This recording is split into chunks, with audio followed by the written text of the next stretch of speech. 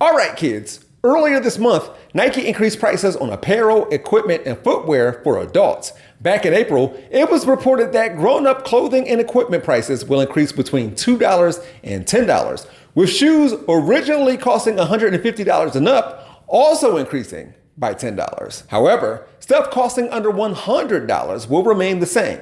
So will Jordan clothing and accessories, along with Air Force Ones. So these YNs who voted for Trump can still get to stomping in them. If they were old enough to understand that reference, probably not. And now that I think about it, black conservatives are the type of dudes who casually wear Hey Dudes and Hokas and Under Armours. It's fine. That's fine. That Nike news was going to be my whole... Okay, reset.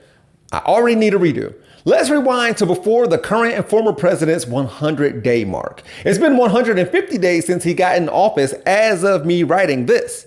I gave him a little more time. He needs it. We got to go back before his first term to when he may have been a Democrat. You say on the verge of bankruptcy, Barbara, and you talk on the verge, and you listen to what people are saying. I talk to your bankers.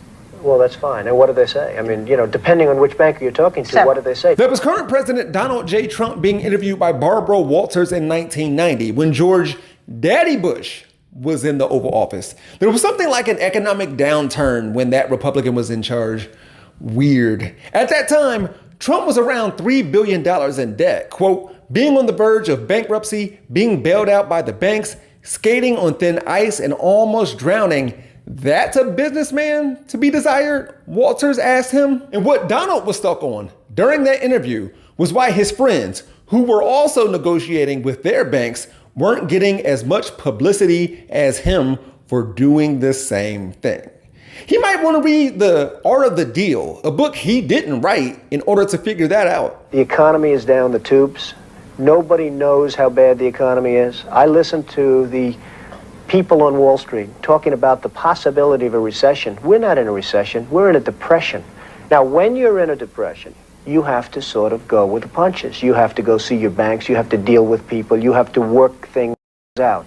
And there are a lot of people. Unfortunately, I'm the only one people write about. Today, we're going to talk about groceries, gas prices, and the cost of goods. I don't even need to focus on tariffs and tax cuts. I'll just show these black men who voted for Trump because they think that this country should be run by a businessman what that man and his peoples have said themselves. Is it okay in the short term to have a recession? Look, everything's okay. What we are, I said, this is a transition period. I think we're going to do fantastically. Now, voters overall claim that the economy and jobs were the most important issues the country faced right before the 2024 election. That was true for black and Hispanic voters as well, says the Associated Press. It's been a very long time since the Democrats ever really kept their promises to what they're going to do for the minority communities. And apparently, 4547's minority community outreach really showed up, said a 25-year-old black man. See, most young black voters describe the economy as not so good or poor this past November, compared with about half of older black voters. So this is me trying to get YNs to admit that Trump hasn't and won't do anything for them. Say it. Just do it. As you're about to see, those who weren't very fond of President Trump because of his rhetoric in 2016, but felt that we lived a good life no matter what the media was saying, and that's why they started supporting him after that, well... And I've been around for a long time, and it just seems that the economy does better under the Democrats than the Republicans. Now, it shouldn't be that way. But if you go back, I mean, it just seems that the economy does better under the Democrats. As I've shown previously, a person you would think that Republicans trust have said that the Democrats are better for the economy. And it's here where I want to remind folks, make them tell you what Donald did to create this economy that they boast about all the time. I want to know what policies led to his so-called success. A few months ago, I made an episode about a group of 4 black conservatives who are YouTubers that started out making music reaction videos and have now become political commentators who respond to clips of The View. I said then that they didn't know what they were talking about. They're infuriatingly incurious, and they rarely fact check when they need to. And the fans of theirs who caught the video of mine are still saying, I don't like other black people having their own opinions. I was called a hater and told I was jealous of them, even though I mentioned their line of activewear and said how many subscribers they have. And before I continue, their fans kind of proved my point because none of them tried to contend with what I actually said. They're incurious too, and they don't fact check neither. Anyways, that group was actually a jumping off point for me to bring up the economy, where I discussed the concept of a response lag, which is the 2 to 4 to 6 year period it takes for fiscal, budgetary, monetary, and economic policies to kick in. Remember, in his first term, Trump was only in office for 3 years before COVID came. How did he achieve such a great economy in such a short period of time? Did he inherit it? Is that a thing? Look, don't just take my word for it. 4 years, no inflation. I had 4 years, no inflation. But that was when you had much. I had 4 years. It's better than that. And Biden, who has no idea where the hell he is, okay?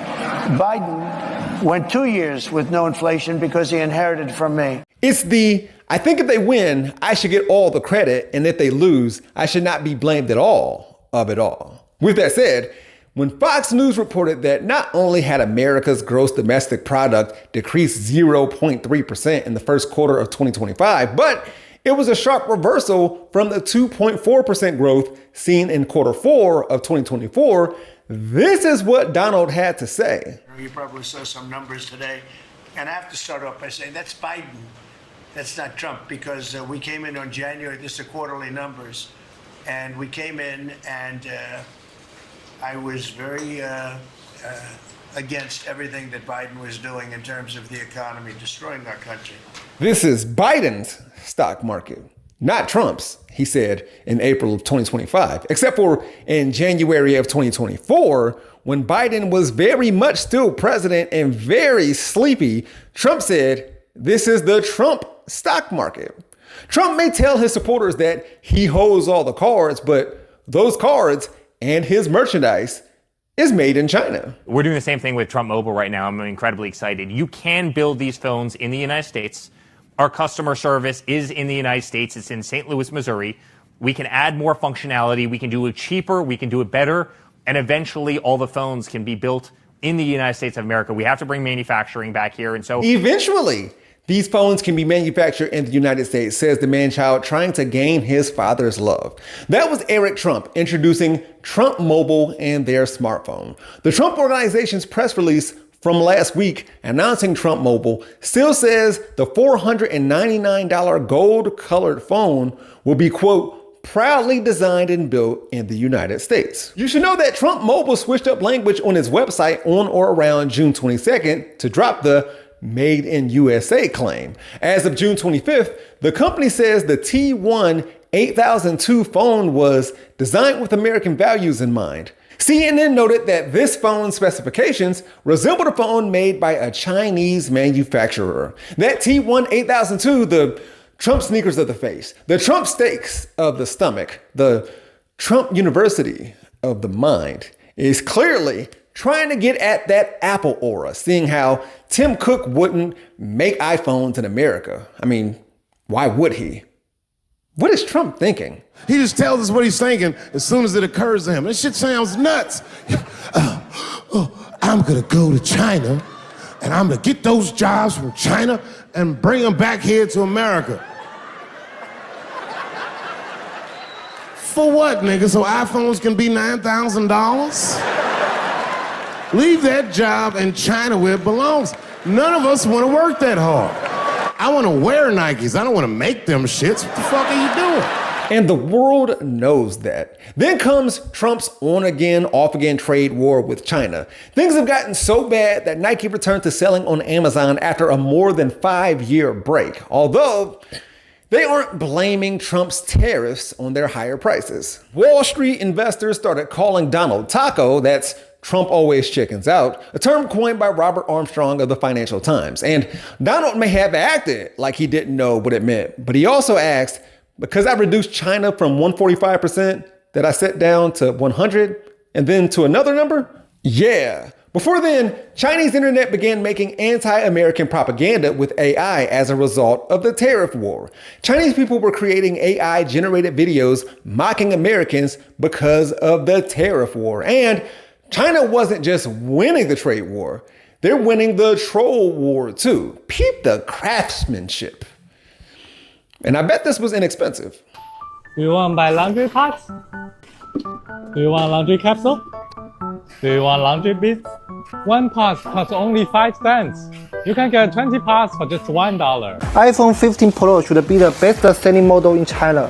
Hello, bosses. Let me introduce our new goods to you. This batch is the iPhone 15 Pro iPhone Pi Vision. All of them are 1990. Do you know who are the suppliers of Nike in China? First of all, the production of AG and Air Force series are taking charge of the Samona in Longchuan City, Guangdong Province. You must know the Dunk series. They're made by the Xiefeng shoe factories. The factory is actually from Putian, the city that's famous for the... Did you hear them refer to us Americans as their bosses while showing us what we could buy directly from them, in addition to how much it really costs to produce those products? Oh, and that custom-made jersey that I introduced last week and I'm wearing right now, it's made in China. While some of us are like, personally, would like to see every store show what part of the price increase is due to tariffs, because if these tariffs ever come down, I need to see that price go right back down. And when Amazon considered the idea of listing import charges on certain products at its ultra low cost Amazon haul store that was never approved and, quote, is not going to happen, and was never a consideration for the main Amazon site, this is how the Trump administration responded. This is a hostile and political act by Amazon. Why didn't Amazon do this when the Biden administration hiked inflation to the highest level in 40 years? Soft take.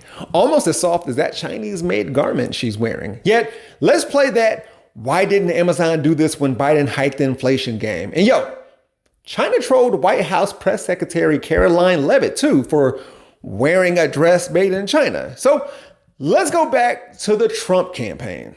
Of course, Trump has promised an economic boom on day one. So when I win, I will immediately bring prices down starting on day one. Starting on day one of my new administration, we will end inflation and we will make America affordable again because the prices are too high. Starting on day one, unless Donald was joking there. His supporters could say he was kidding, even though he said he doesn't kid, but maybe he was kidding when he said he doesn't kid. 40 chess move that we shouldn't hold him to. King him. According to CBS News, despite promises to cut spending during the campaign and his first few months in office, President Donald Trump's federal government has spent more than $200 billion more in his first 100 days compared to that same time period last year. They will go on to say, in fact, the government is now spending more day to day than was spent in 9 of the last 10 years. Eggs. So when I got in, the press went absolutely crazy the first week. They said, eggs have quadrupled in price. I said, I just got here. Tell me about it. And Brooke Rollins and our team did a great job, and eggs are down now 79%, and they're all over the place. And this was a problem that somebody else would have taken a long time to cure. To be sure, overall inflation has slowed up slightly during this Trump term, yet prices are still going up. They're just not going up as rapidly. Grocery prices, the food at home category, different from what we pay for at restaurants when it comes to the government's price data, increased 1.9% compared to a year earlier. Should we put a Trump did that sticker on a graph or something? In March, egg prices soared 60% higher than a year prior. A lot of that was due to bird flu decimating the egg supply. Since then, the price of a carton of eggs has decreased as national egg inventory has grown by over 4%, and major retailers are now seeing stabilized supply. Unlike earlier in the year when shortages were widespread, a combination of improved supply, lower wholesale costs, and a declining demand following peak pricing has contributed to that drop. And as we already established, Donald wants us to put a Trump did that sticker on egg prices when they are cheap, not when they're expensive. Furthermore, Trump claimed last month that gasoline prices had fallen as low as $1.98 in a couple of states. Lowest in years, he said lyingly. The nationwide average price of a gallon of gas at that time stood at $3.18.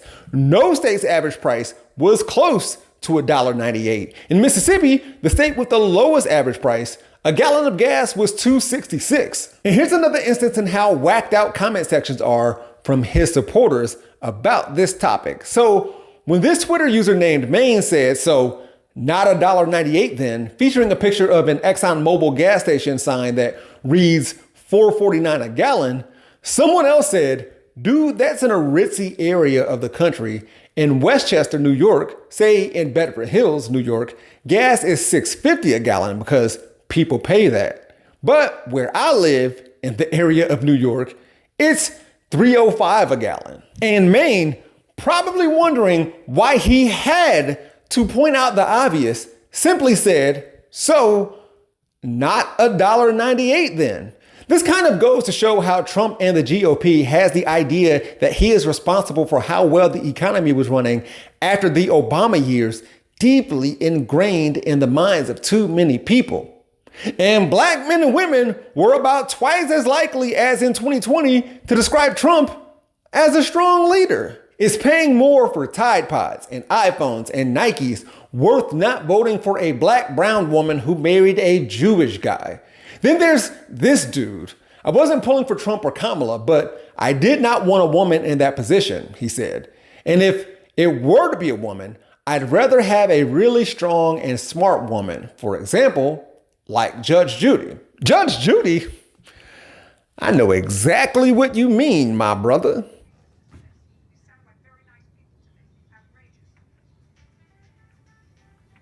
Oh.